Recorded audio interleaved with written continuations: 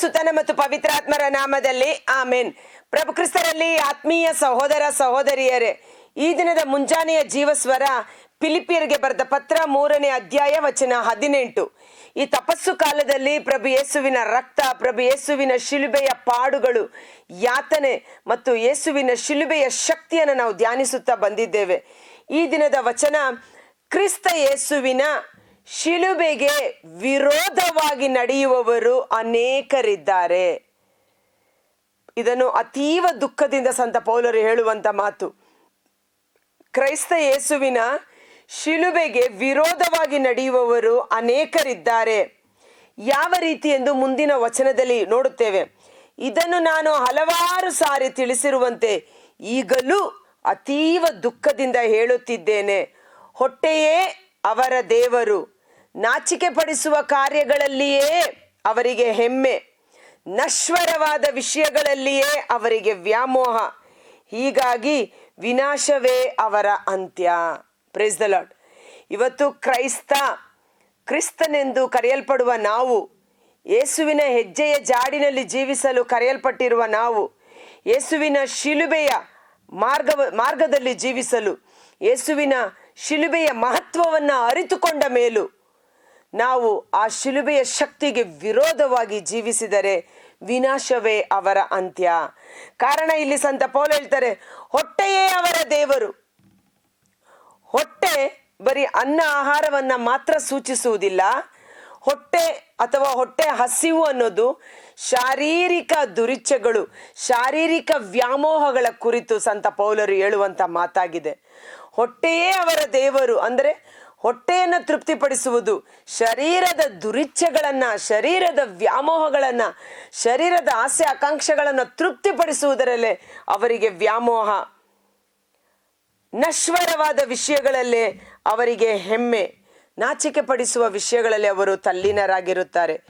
ಇವತ್ತು ಯೇಸುವಿನ ಶಿಲುಬೆಯ ಶಕ್ತಿಯನ್ನ ಧ್ಯಾನಿಸುವ ನಾವು, ಯೇಸುವಿನೊಟ್ಟಿಗೆ ಶಿಲುಬೆಗೆ ಜಡಿಯಲ್ಪಟ್ಟಿರುವ ನಾವು, ಯೇಸು ಶಿಲುಬೆಯ ಮೇಲೆ ಪಾಪದ ಪಾಲಿಗೆ ಸತ್ತು ಸತ್ಯಕ್ಕೋಸ್ಕರ ಜೀವಿಸುವಂತೆ ಅವರು ಪುನರುತ್ಥಾನಗೊಂಡರು.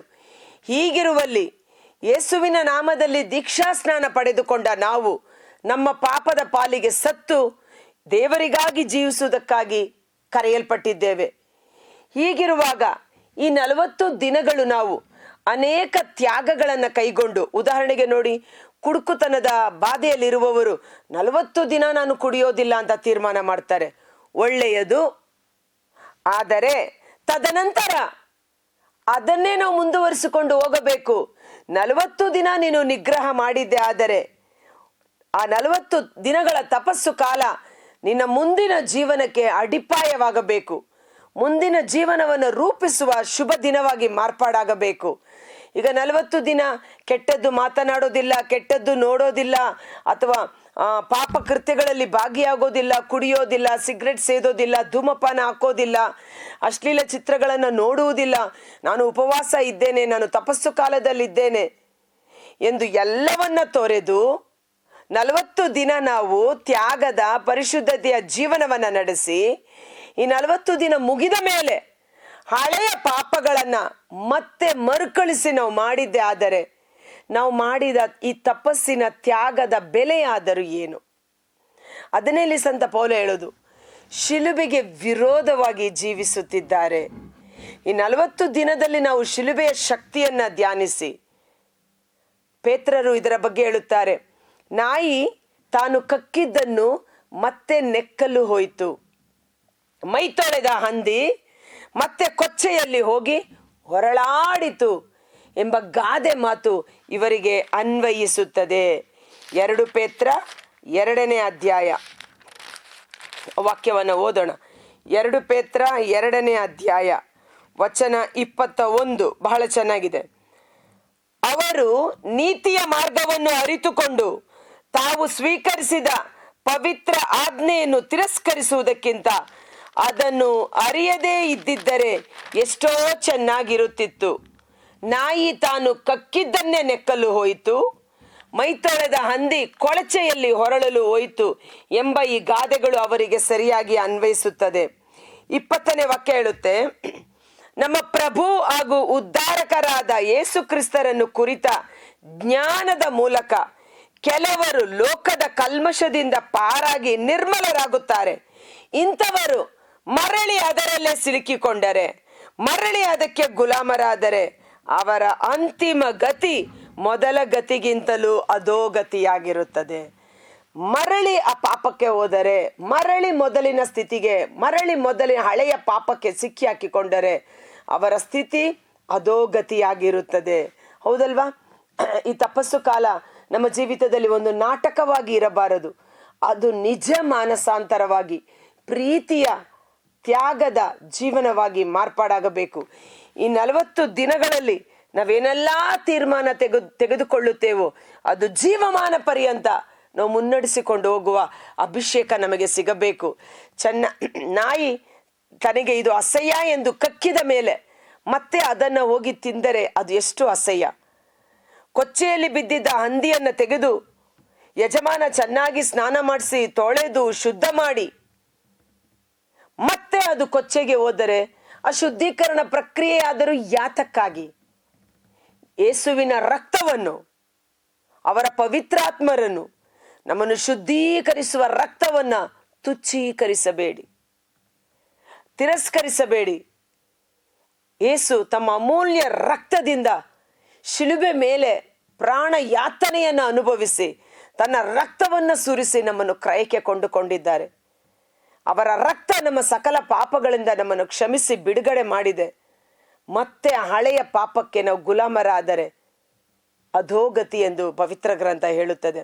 ಆದ ಕಾರಣ ಒಂದು ತೀರ್ಮಾನವನ್ನು, ದೃಢ ತೀರ್ಮಾನವನ್ನು ಮಾಡೋಣ. ಈ 40 ದಿನ ನಾನು ಏನೆಲ್ಲ ಬಿಟ್ಟಿದ್ದೇನೆ, ಇದು ಪಾಪ, ನನಗೆ ಬೇಡ, ಇದು ಪಾಪ ಎಂದು ತಿರಸ್ಕರಿಸಿದ್ದೇವೆ, ಬಿಟ್ಟಿದ್ದೇವೆ, ಅದನ್ನು ಮತ್ತೆ ಮರಳಿ ಮಾಡದಂತೆ ಪವಿತ್ರಾತ್ಮರು ನಮಗೆ ಬೇಕಾದ ಶಕ್ತಿಯನ್ನು, ದೃಢ ಮನಸ್ಸನ್ನು ನೀಡುವಂತಾಗಲಿ.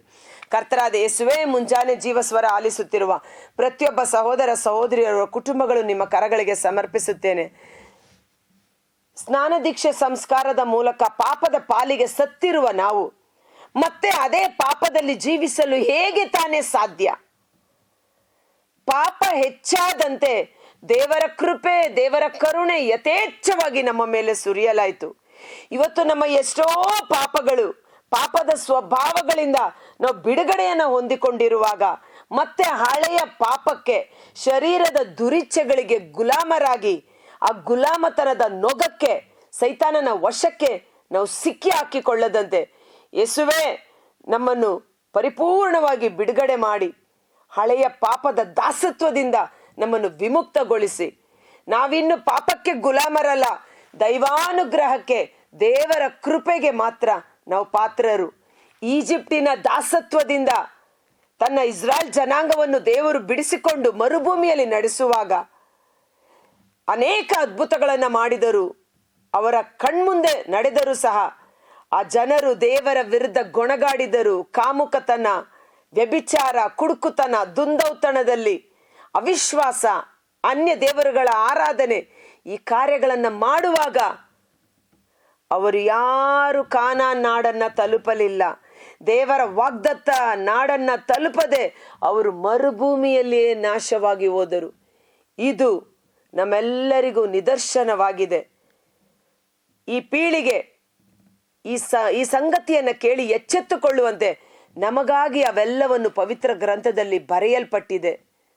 ಅವರ ಜೀವನದ ಸ್ಥಿತಿಯನ್ನು ನೋಡಿ ನಾವು ಎಚ್ಚೆತ್ತುಕೊಳ್ಳಬೇಕಾಗಿದೆ.